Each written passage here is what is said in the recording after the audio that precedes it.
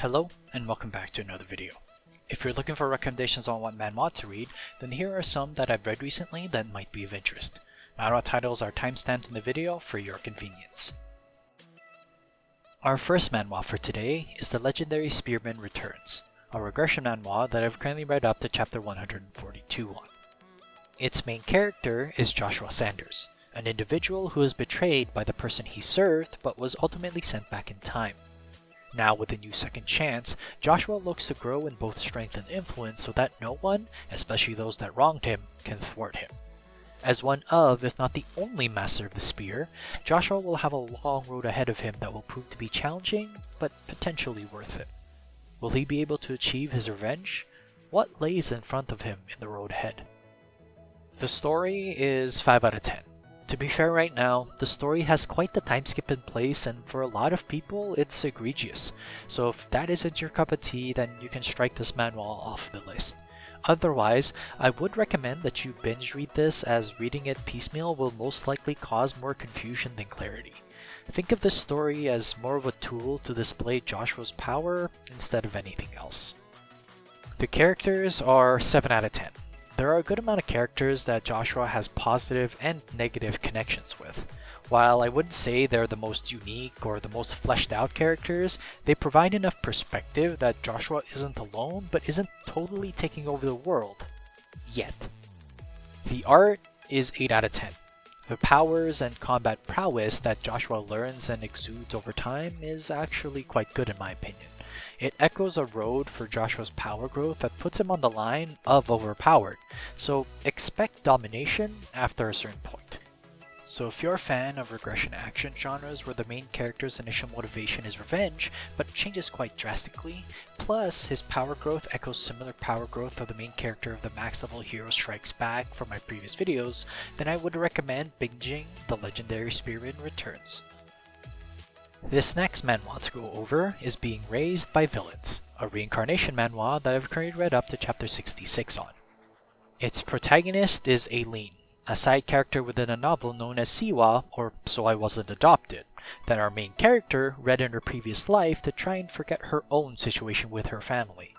Through the magic of manhwa, she reincarnates as Aileen and now has to live with the reality that she herself might get kicked out in the future. This now reincarnated Aileen plans to run away before any of this occurs to try and live a more self-fulfilling life that won't be trying to make those that can't be swayed love her. Will she succeed in running away, or will the story have other things planned for her? The story is 7 out of 10. From the title of the manhwa, you can already tell that the family that Aileen is a part of is supposed to be villains in the original story. But considering the background that is given right at the beginning of the story, there are reasons and circumstances surrounding the family that put them back a bit in terms of public opinion. This of course doesn't affect Aileen's plan, but she doesn't think about the repercussions of her actions to the members of this family. The characters are 8 out of 10.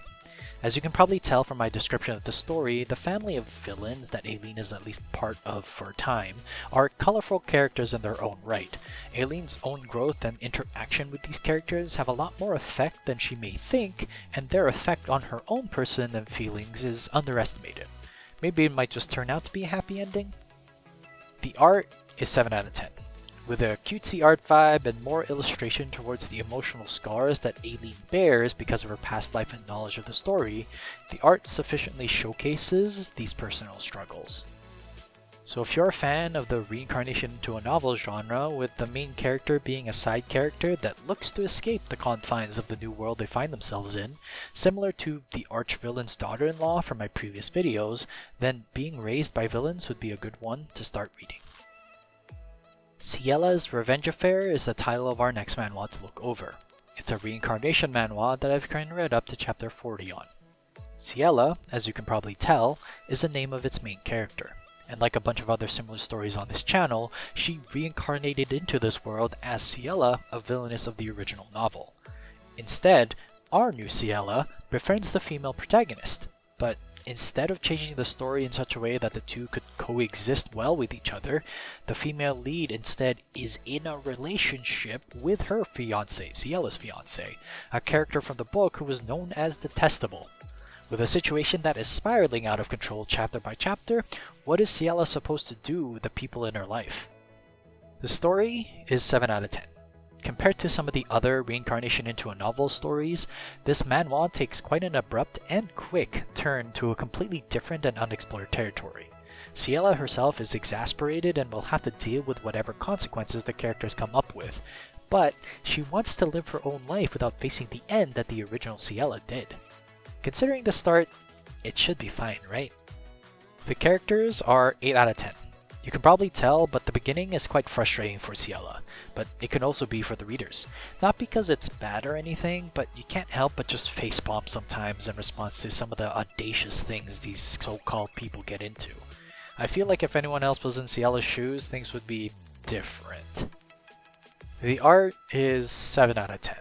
With good-looking characters and cute creatures, there isn't anything much noteworthy other than watching the story unfold with some popcorn. So if you're a fan of the reincarnating to a novel genre and would like to see more frustrating situations similar to Trash Will Always Be Trash from my previous videos, then take a look-see at Siella's Revenge Affair. The next manhwa to take a look at is The Magic Genius of the Marquis, a reincarnation manhwa that I've currently read up to chapter 22 on. The focus of this particular manhwa is on Lee Hyun-woo, an individual who lives in a modern-day Korea that was the top player of a particular game. One sudden day, though, he woke up instead as Kyle Selterion, an extra in the game that he was the top player in. Having to come to grips with his new situation and new reality, which is if it follows the events of the game, will have Kyle pass away, Hyun-woo, now as Kyle, has an arduous journey ahead of him if he is to avoid the fate that the game's story has in store for him. Will he be able to do it, or will the plot be too strong? The potential is 8 out of 10.